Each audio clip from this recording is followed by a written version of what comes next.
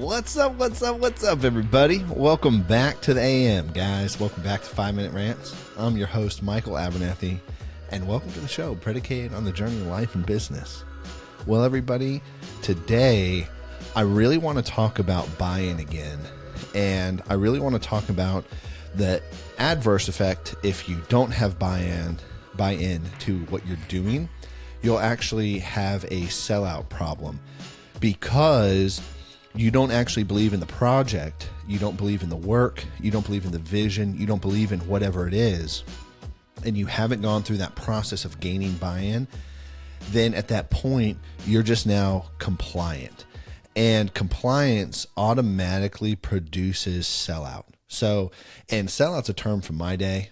And it's where you pretty much just sell your soul to corporate, or you sell your soul for money, right? And then your whole belief systems, everything you stand for just goes out the door. And this is an automatic thing that happens when you don't have buy-in in a project. So Andrew and I have both experienced this in different ways when we have talked and have had honest conversations about, hey, this is what we think needs to happen with the company, with the team, with where we're going. These are the things that we believe need to happen. And then as a result, when either one of us is just compliant, we don't have buy-in, and we don't actually take the time to work through that process, it's caused us to be a sellout. Because like, cool, I'll do this. I'll say yes to this. I know this is an idea, but just because I know it's a good idea doesn't mean I believe in it. And the whole purpose of this is to actually believe in what you're doing. So if you're in any sort of sales job and you don't believe in the product, that's where sellout starts to come into play, in that heart position. And you can feel people who have sold that part of them or that piece of them, like, hey, I've got to pay bills, but I don't really believe in the company. This is the best option for it. It's like, cool.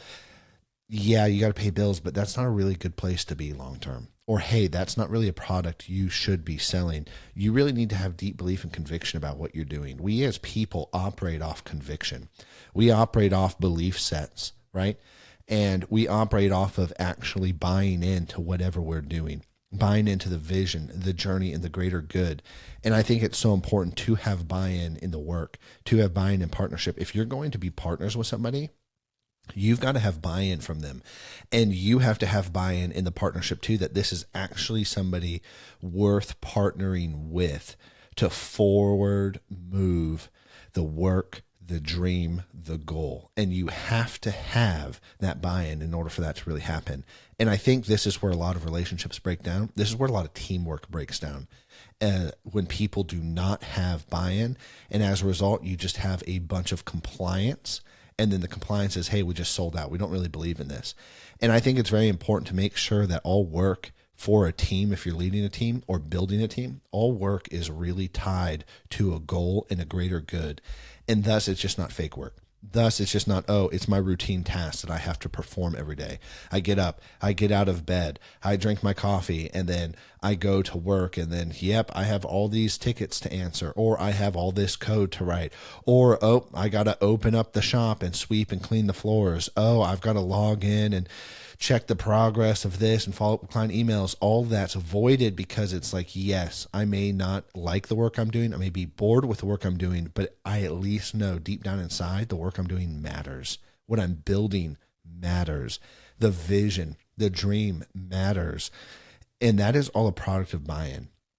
And I'm talking about this because I cannot overemphasize the importance of this. I've had a lot of team members and people in my life who've had compliance, and then every time there's been compliance, our relationship has broken. Every time that they have not had buy-in, they've sold out, and then the relationship's broken, or it's broken from one side or the other. And I think it's so important to understand, really, and I know I'm using the word important a lot, but I think it's so important to understand the importance, the value behind buy-in, and what happens when you don't. Like, it's really important to understand the consequences, because you've got to know two things in life: what you want and what you don't want. And then you have to build predicated on that.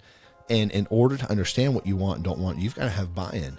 You have to have buy-in. And understanding the consequences of not having buy-in and understanding what you don't want to happen within your relationship and other people's relationships and within a team culture and team setting, you're not going to, you need to understand what you don't want and need to understand the consequences and what compliance does. And it breaks long term. And oftentimes it'll break short term, but compliance can be very hidden.